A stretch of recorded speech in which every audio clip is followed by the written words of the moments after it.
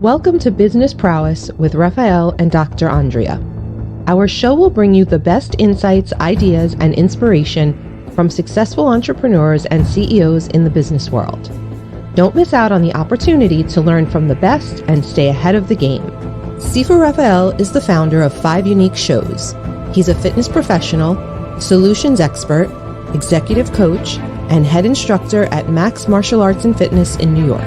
Dr. Andrea Adams Miller is an award-winning international keynote speaker, best-selling author, and CEO of the Red Carpet Connection Publicity, Publishing, and Talent Agency, and CEO of IgniteYourRelationship.com. Known as the Dream Maker, she makes visionaries' dreams come true, bigger than they ever dared to desire.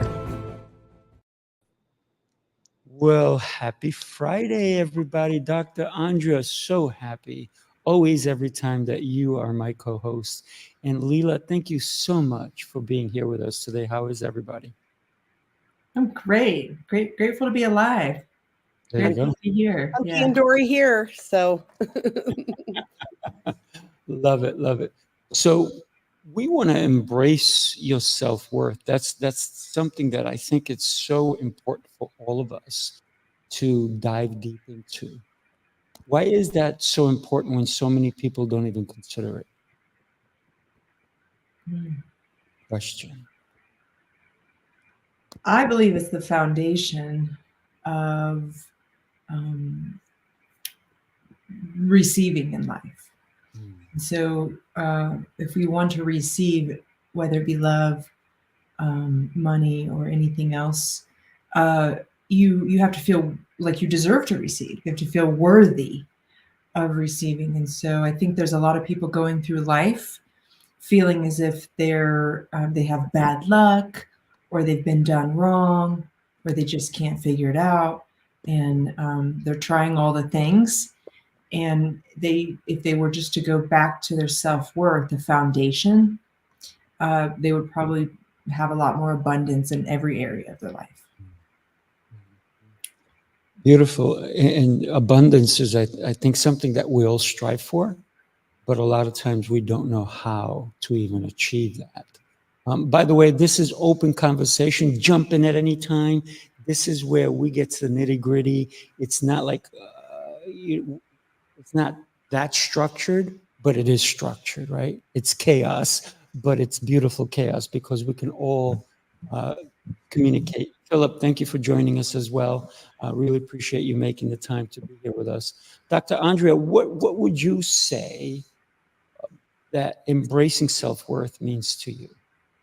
Well, for me, that's something that it took me a long time to get there. There were certain parts of myself I had really high self-worth, but there were other parts that I struggled with due to being in situations where I was around people who had negative things to say.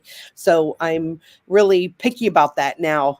Somebody wants to tell me a negative story. I'm like, yeah, don't want to hear that. Sorry. Even if it's not about me, I just don't want to be around negativity at all because I want everybody to feel positive and to feel good. So when I'm around people who I see don't seem to have that self-worth, it's really important to me to say things and to do things with them. Of course, being a neuroscientist, there's other things I do in my wording to help them raise their own energy of self-worth when I'm in their presence so that they feel better about themselves. And in them doing that, the higher resolve or frequency that we can lift them to, the better I feel about myself as well. I want to be around that. Yeah. I love that when you consider that you don't want them to invade your space, if you will, but you will help enlighten them as to stop the negativity. Absolutely. How about you, Philip? Nice to see you and welcome this morning. Thank you so much. What's your, please, Stephen. Yeah, so Philip, jump in the conversation here, answer that same question, talk about self-worth in business. What is your thoughts and aspirations for that? Well, I think one of the things you have to think about is, we only have one body. We only have one life, and we should cherish that and respect that. And so oftentimes when you're going into business, more than likely, no one is going to advocate for you what you're looking to achieve or accomplish more than yourself. So it's almost in a sense that you shouldn't look for somebody else to advocate for you more than yourself. And so in that sense, self-worth is very important, because oftentimes people feed off of confidence or they feed off of insecurity. So if you're coming off insecure, you're not feeling like you're worth much, people are more hesitant to work with you. People want to be on a winning team. They want to be with people that they feel confident in, that they feel like they're going to do great things with. And so a lot of that is feeding off of how you present yourself, which is very much a correlation to how you see your own self-worth. Love it. Love it very much. So I don't know. So I know that Lila does high ticket sales. So talking about self-worth with high ticket sales, I think has a different sense of value where people have to be very confident in order to talk about high ticket sales. At least that's been my experience or my observation. And I don't know about Philip yet. So Philip, if you could add in our private chat what your URL is, so that way we can circle back around and give you a little bit of love on the show. And that, so I'll let Lila answer first, and then we'll get back to Philip and what he does and how that might react with you. Oh, I love this. I love this. I love this. This is so good. You said something that I'm going to bring forward, and then I'll give you some ideas. So you said that we have to be confident, right, to do high ticket sales. And that's what most people think. But we all know that anything that we've got good at over the years, we weren't good at one point. Okay. Right. We just had to do it.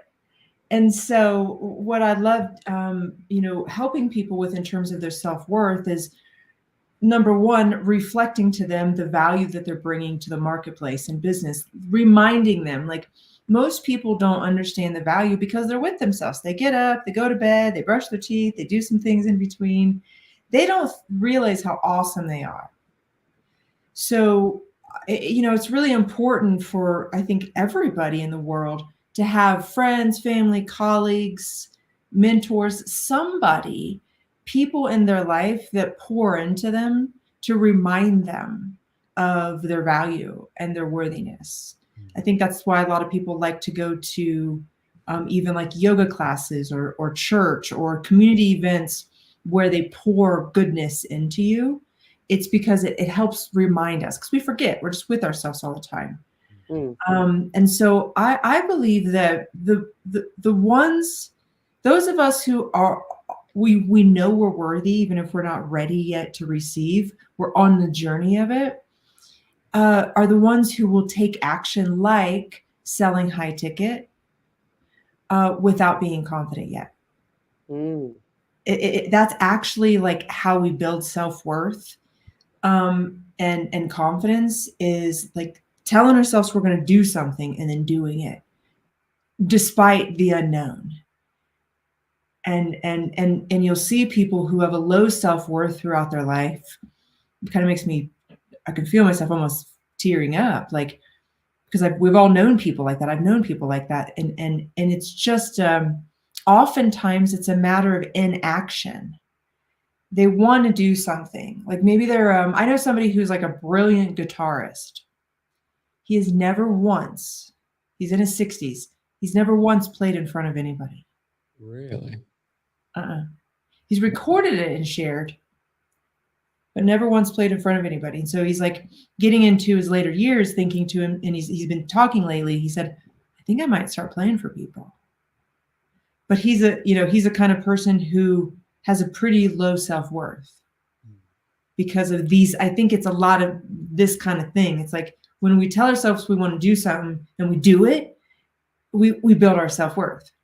But we tell ourselves we want to do something and we don't do it, we diminish our self-worth and our confidence. So that's why I thought on high ticket sales, it's actually like the other way around. It's selling high ticket gives you a sense of confidence and increases your feeling of self-worth. And as a coach, right, it's my job to basically remind them daily, weekly, monthly, whatever it is, of that they can do it until that they can do it on their own. That's what I love about high ticket sales. It's not even just about the business component. It's that it literally increases everybody's self-worth and confidence. When you receive at a high level, boom, your self-worth goes up. Your confidence goes up. So that's one reason why I do it. It's really to help people realize how valuable they really are in the world. A lot of times people don't realize how valuable they are because I'm going to be very frank and real. A lot of people, they think I need to be frugal. I can't spend money on a high ticket item. I can't afford it. Therefore, because they put that in their mind, they never will be able to afford it. Therefore, their value will not go up. But if they say, how can I make it so I will afford it? That, I think that changes that paradigm for people's thoughts of, it's not, I can't. Maybe they have to say, yet. Let me figure out a way, right? Does that make sense into what we're talking about? Creating that value worth, that we have to continually believe that we are worthy of anything. And when we look at someone else and we're comparing ourselves to the Joneses, we don't know what they're had to do to get there, or even how true they're living to what they facade put out there, right? It may be a shell only, and there's no substance behind it. So we should not compare ourselves to others, but we should compare ourselves to our own abilities and our own work. Just thought I'd throw that out there. Cricket. I love the smiles, by the way. Oh, you're muted, Dr. Andrea. You're muted. I do that on purpose, so because I cough and sputter sometimes. So I'm being Seafood. Did you have them do their codes? Lila did. Philip did not. Philip he owes me 10 push-ups. Ah, yes. Can you put Lila's behind her name? I did. Oh, she would have to do that. But You should Lila be able is to do an it. action, knowledge, nurturing, and blueprint. Here, I can do it. She's action, knowledge, nurture, blueprint. Correct. Cool. I'll change it. And then, so we'll have to speed code on Philip here. So Philip, I'm thinking he's got a little bit of high blue because you are allowed to interrupt us. So we are doing one of those conversations where you got something to say, you can butt in and say it. Okay. You don't have to follow the rules. There's no flag. There's no your turn. Every turn is your turn if you'd like it to be. Okay. That's fine with me. I just wanted to make sure I was a good guest. That's all. Yeah. So keeping the conversation flowing will be the best way for us to keep on that. And so Sifu and I want to give you an opportunity to speak on the different things when we're talking about that. And actually, Lila, I appreciate the things that you're saying. And then at the same time, I'm going to give you a little pushback on that because so this is from my experiences only. So yes, I totally agree with you. I love that you are able to teach people that they can start doing and having high ticket sales immediately, right in the get-go, right out the gate. I think that's absolutely excellent. And then from my neuroscience aspect, I've noticed that when people don't have that sense of self-worth, they'll reach a thermostat, a financial threshold that they just refuse to go over that. Or maybe they'll give the higher ticket price, but then they don't deliver, or they set up self-sabotage it, or then they over deliver and give to that. That's what I have seen as my experience. Of course, I don't specialize in high level ticket coaching. So I'd love you to bounce back and have that conversation with me a little deeper so that we can hear how that works for you, since that's what you specialize in. Yeah. What I would say is it's not necessarily from the get-go that they can do high ticket sales. Some people, it depends on the person. So say there's somebody who starts a business, they've been in a career for 25 years.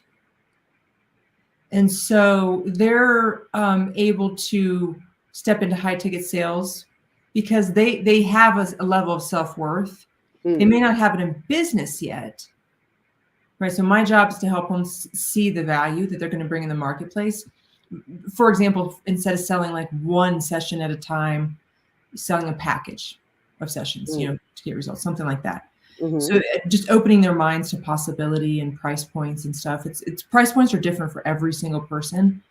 High ticket really isn't about a price point. It's about a receiving level and a value add. So I would say if somebody's like a baby youngster, an entrepreneur too, like say they're like 20 and they want to start a business, they may have a little bit different self-worth level than somebody who's been in a career and got results for 25 years. The other thing is a lot of people that come to me actually are people who have been in business on some level. Maybe it's been a side hustle.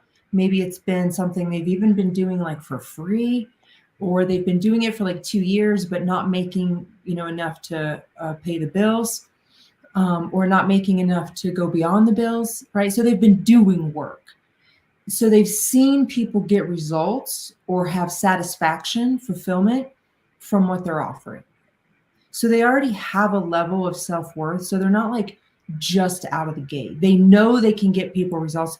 They usually come to me and they're like, I know I have something awesome and I should be paid for it.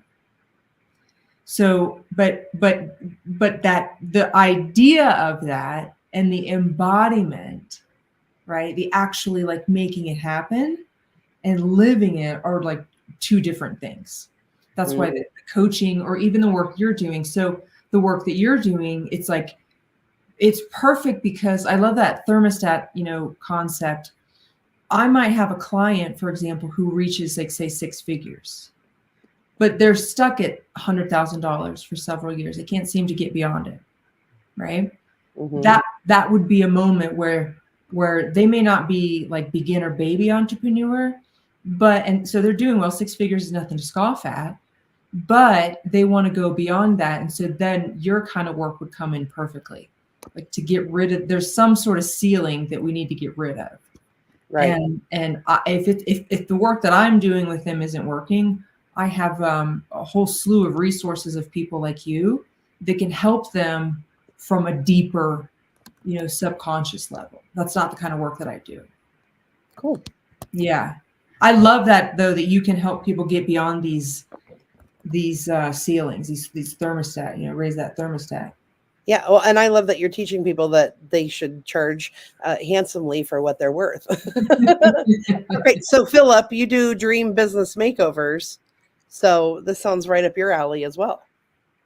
Well, yeah, I think I was going to comment more so as somebody that's done high ticket sales before, as a salesperson, and one that does it as part of my own business as far as providing dream business makeovers for small businesses looking to grow their sales, profits, and value.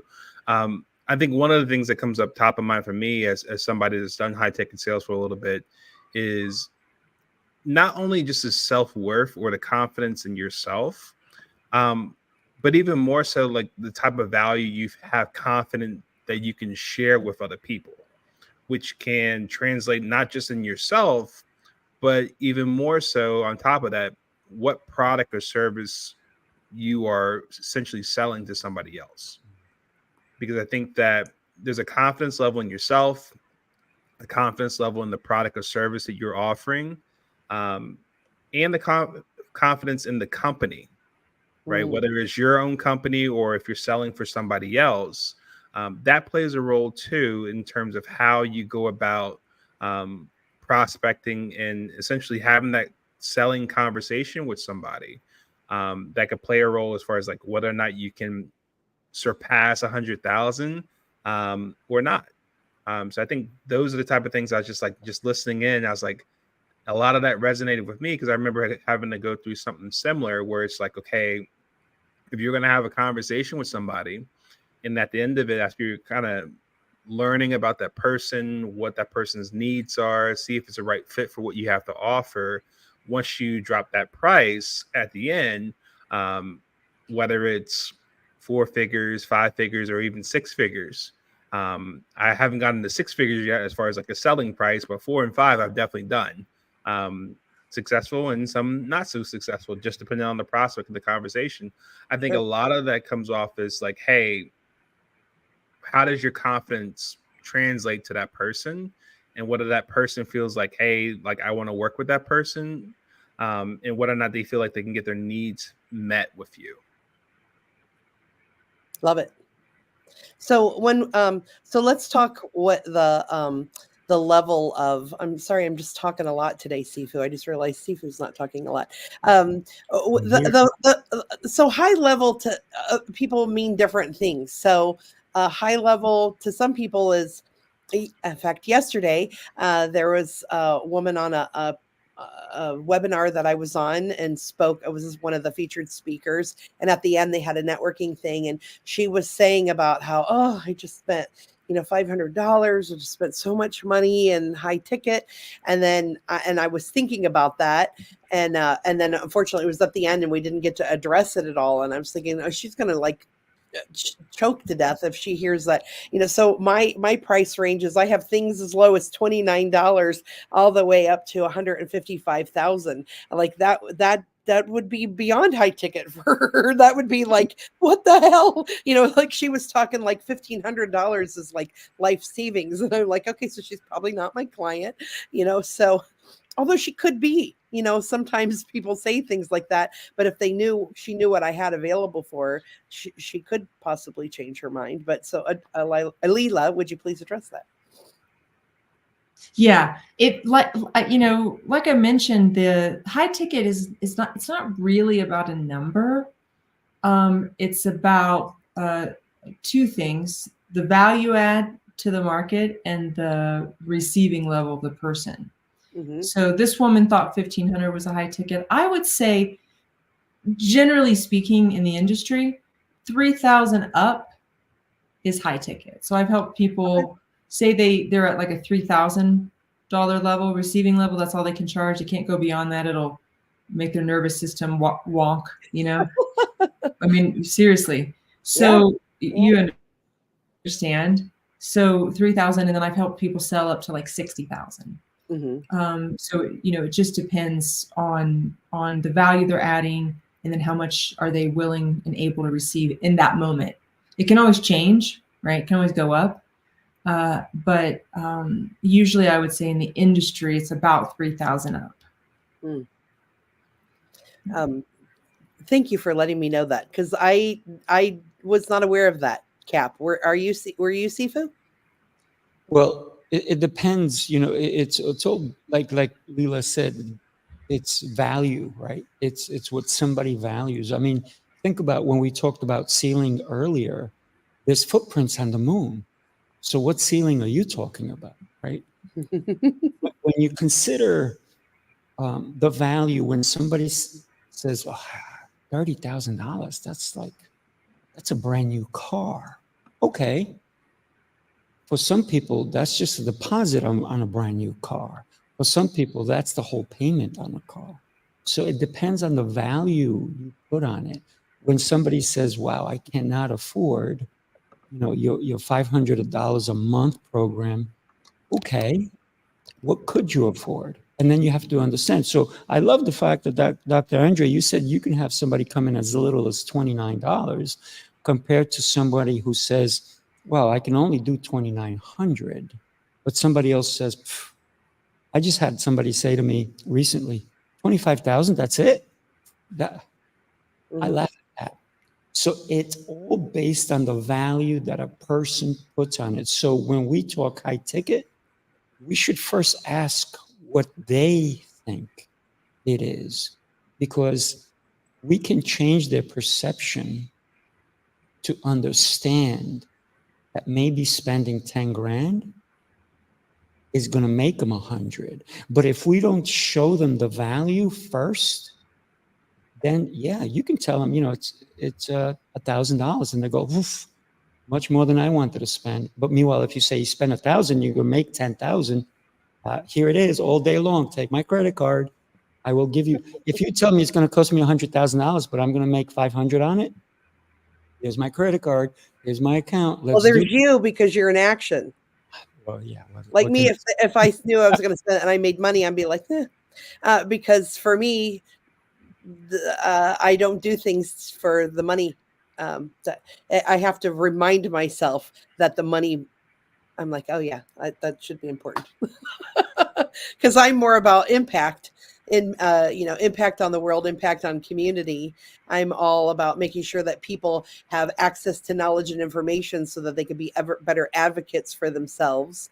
So Philip and Lila, what we're talking about then is the code that Lila took. And Philip, if you write in the private comments what your cell phone number is, Sifu can give you his code so you can take the test right now on your cell phone, and then that way we'll be able to bring you into the conversation.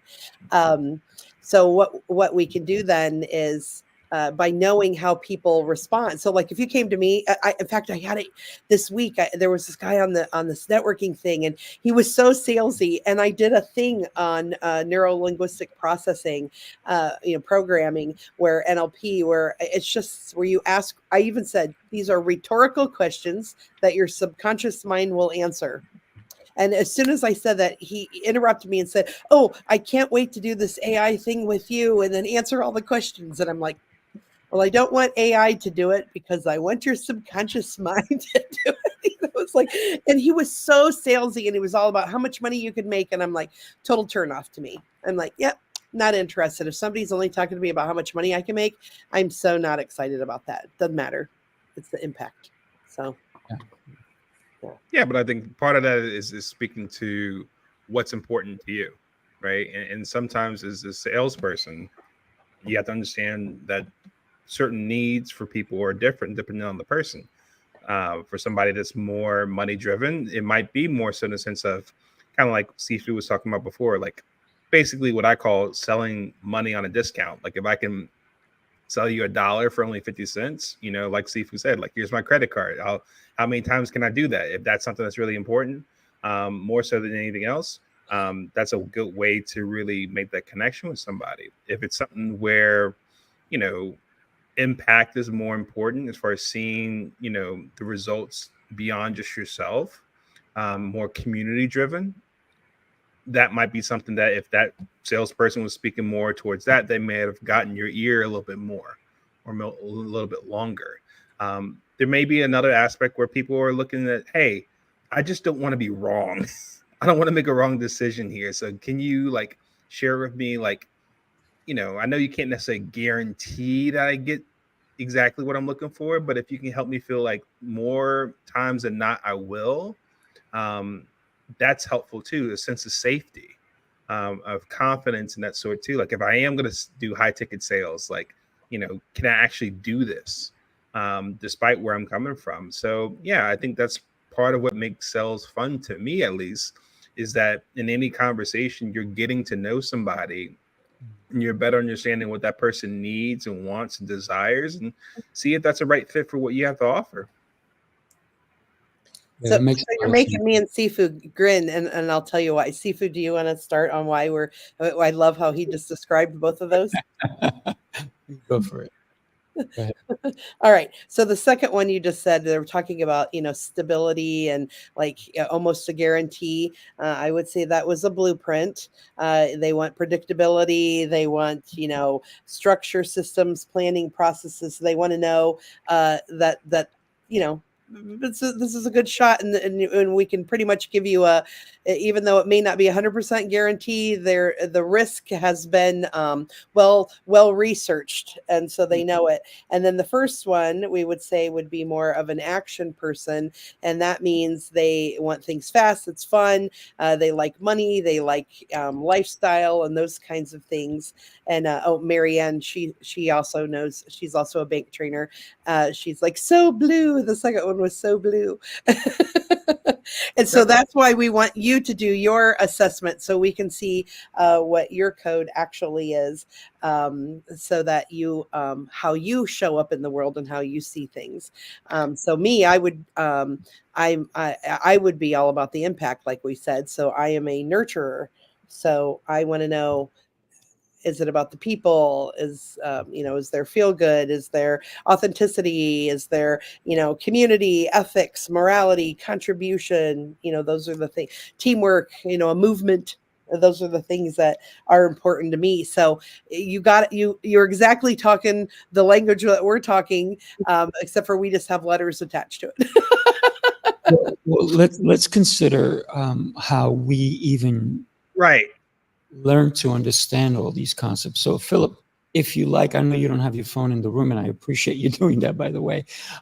So I put it in the link. You can actually click on it and do it while we talk. But consider what Lila just put on the private chat. She said, ready, fire, aim. I love that, because do you fire and then aim?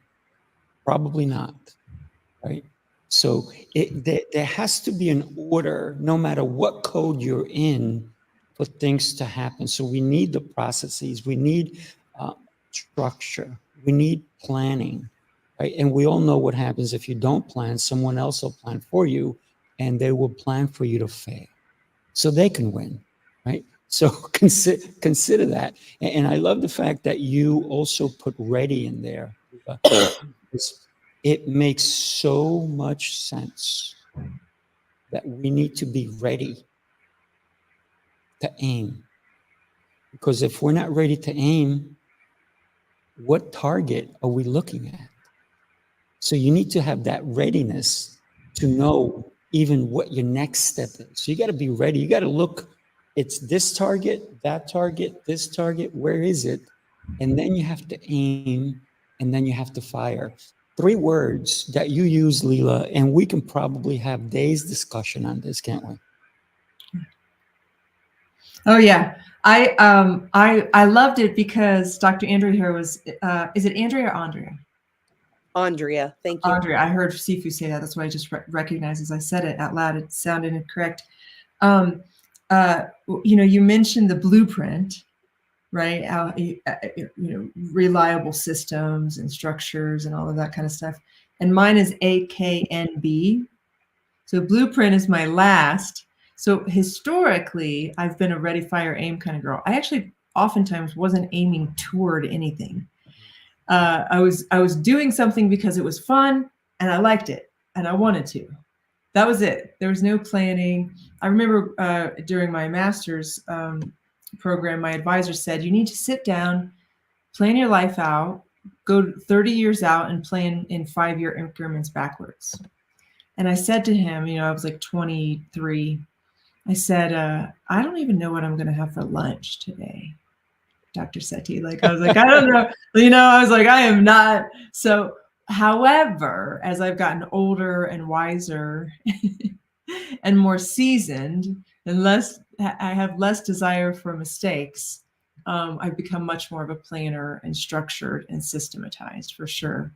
But I've found, I love this AKNB. As you were talking about it, I thought about I've always been the action person, like first one to raise my hand in a room, first one to say yes to do something, first for all the things, action. And the blueprint part was something that it's taken me wisdom to integrate. It was much more of I didn't care about aiming at anything, Sifu, for years.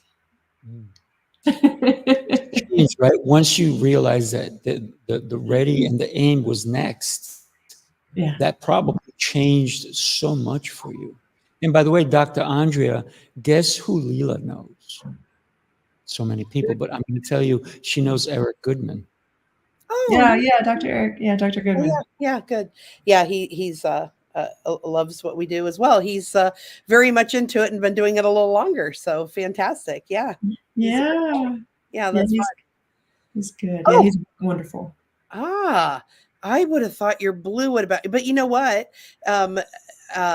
I'm excited to know that now I'm curious what his actual levels of each one are, because some of the questionings often when people are really polite on things or wait to talk, I have noticed they've been a blueprint. So we don't always pick up speed coding as well as we think we could. It's all for so now, right? So speed coding is when you make observations of people and then you have a guess or an assumption based on cues and clues and behaviors to help you give an idea of how that person might like to be talked to or be handled or be loved on. So he's actually very much a blue last like the rest of us. I'm really starting to think that either we attract blue last or maybe there's just not as many blues in the world except for my husband. You know, it's funny you say that, because I think how I first learned this, maybe this is kind of predating or telling my age a little bit, was I went off of colors, right? Or animals, how I used to learn it. It was like red, yellow, blue, green.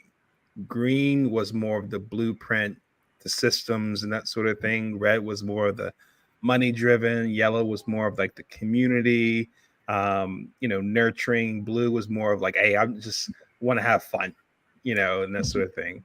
And then they had animals to it too, where they corresponded, like, okay, you got the lion for the red, monkey for the blue, and so on, that sort of thing too. So I think however way we come about it, there's definitely a lot of truth in what we're talking about here for sure.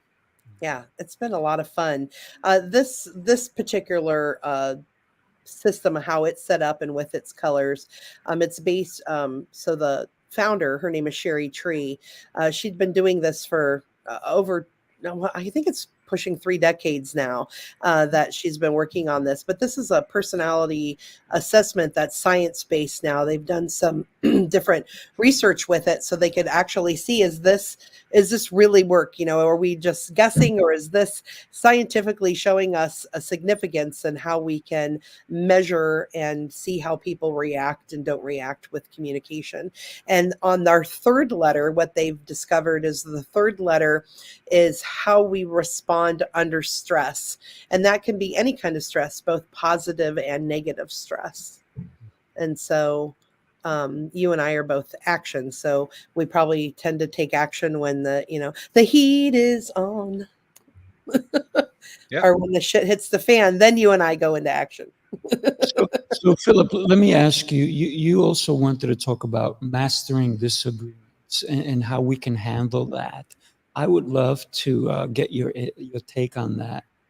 And if we can have a discussion on that, because I think that understanding a person like Dr. Andrea has been talking about, knowing everybody's code is phenomenal.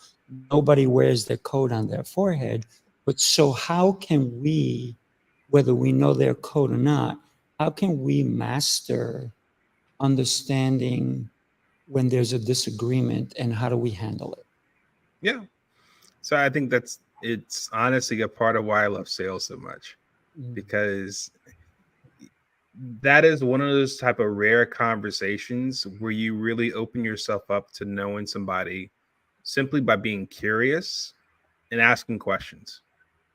If you're going to force something down somebody's throat, you're not going to have much of a conversation, right? And that's the same thing where if you have a certain point of view, regardless of the issue at hand, if you take it in the sense that I'm going to be aggressive with it, I'm going to tell you what I think, and I'm going to tell you why you should think that, and you're an idiot if you don't, then that conversation is not really going to go much distance, and you probably are not going to have a similar conversation with that person again afterwards. That's where we commonly get ghosted in those instances.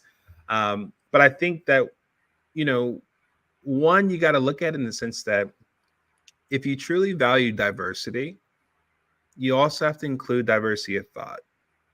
And the only way you're going to get around understanding how somebody truly feels or thinks is you have to set a setting where they feel open and secure to be vulnerable, to share something that is important to them, that is almost like a gift.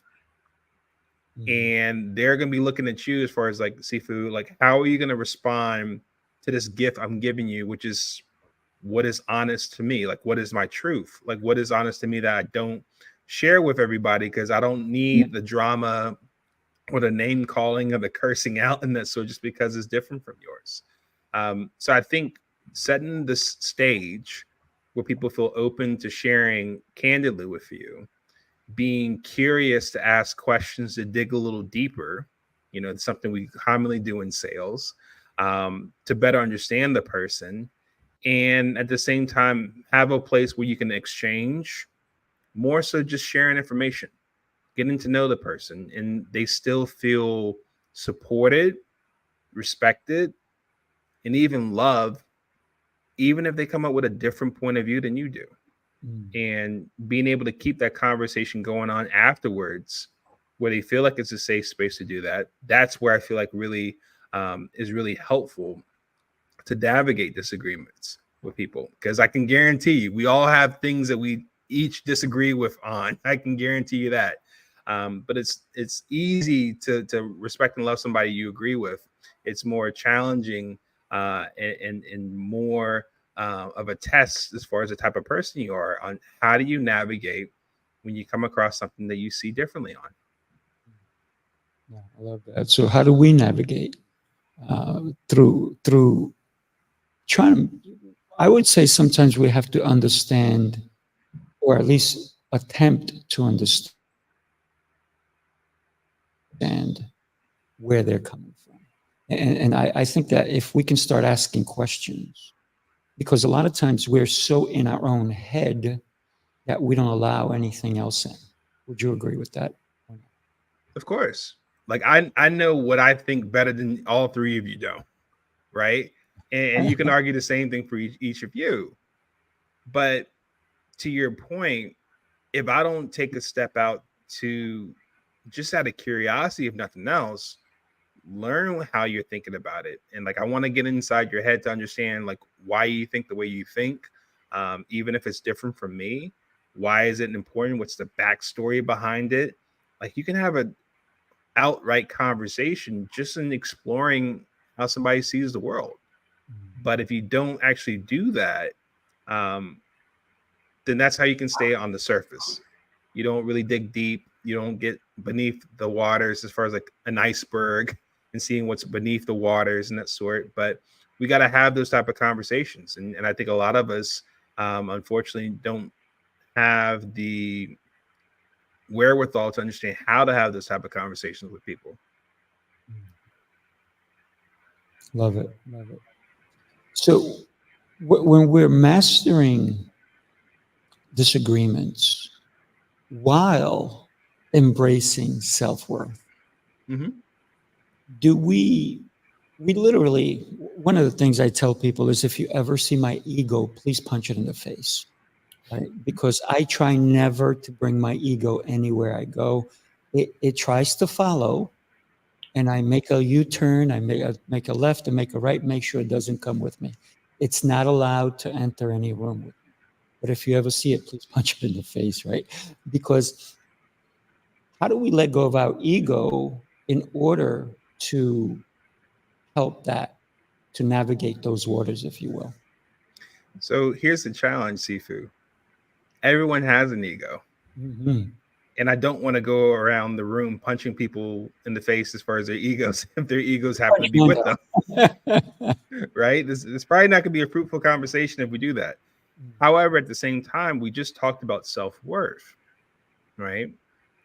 And I think ego has a good deal to do with self-worth, because that's sharing with yourself how you view yourself and how valuable you see yourself. Was like, yeah, I can do this. Yeah, I can have that type of conversation with somebody, or I can do this high ticket sale. So like self-worth and ego, there's some similarities here. The challenge, I would say, is understanding that just because you're going into a conversation, you're learning something new about somebody, you may or may not agree with them, but two things can be true. I may disagree with somebody's viewpoints, but I could still respect and love that person as a human being. And at the same time, still retain what I feel is true for me in the process. Because oftentimes I think a lot of people think that, falsely, that to love somebody, you have to affirm and agree with them on everything. And the moment that that's not the case, that people make that correlation, for lack of a better word, that, oh, you must not respect me, you must not love me, you must not like me. And that's not the truth. Love it. I love it. Ladies, I'd love to get your take on that, and we're running out of time, so we have like a Oh, minute. geez. I didn't realize what time it was already. Time flies when you're talking and having great conversations with amazing people. All right, Lila, you're on. Yeah. I'll say shortly, this conversation I love. It really makes me think of this idea of, do you want to be right or do you want to be loving? And anytime where I feel that sensation of wanting to be right, in a disagreement, I usually will back off, share love. I usually don't need to be right. I always think to myself, if it doesn't matter in 5 years, does it matter today? Yeah. So I could go probably on and on and on about it, but I'll leave it at that. I love it. Great advice. Great. Quite lovely there. Thank you for that. Boy, I don't know. I'm feeling like I don't need to say anything, which is unusual for me. Well, when you consider the conversation we've had, I mean, there is so many different avenues that we can negotiate this whole conversation on. We could probably go deeper and deeper into it. 45 minutes when we start seems like a long time, but man, it flies when you're engaged in the conversation, and when somebody says something and it triggers something for you. I think that's what a great conversation is, but also allowing the person to have the space to fully get their thought out and not steal the conversation. I think that's a beauty that happened here today, and I appreciate all of you. Yeah, very good. Very nice. Well, thanks everybody for being here. I love it. It gives us a chance just create an opportunity for people to think, feel, and comment. So go ahead, and I tagged you guys on things. If you guys will comment on those and share some different thoughts of what maybe things that you didn't say or things that were poignant for you that you'd like to bring up, and comment on our LinkedIn and Facebook pages and so forth, so that we can continue to have this conversation online, offline. The other thing is that, Lila, you've been on several of my shows, and you haven't been on enough of them, is what I'm trying to say. So come on back. And Philip, this is the first one that you've done with us, so we'd love to have you back. As you know, I have just a few shows. I'd love to have you on all of them. And we didn't talk about AI and what you and I know about AI. And I know a lot about AI. I would love to hear Philip talk more about that, because I realize your dream business really talks about that a lot. So that would be great for people to understand. Conversations. They're Great. coming. They're coming. Thank you, guys. I appreciate you. Bye. Happy Friday. Happy Friday. Happy Friday. Thanks so much, everyone. Bye.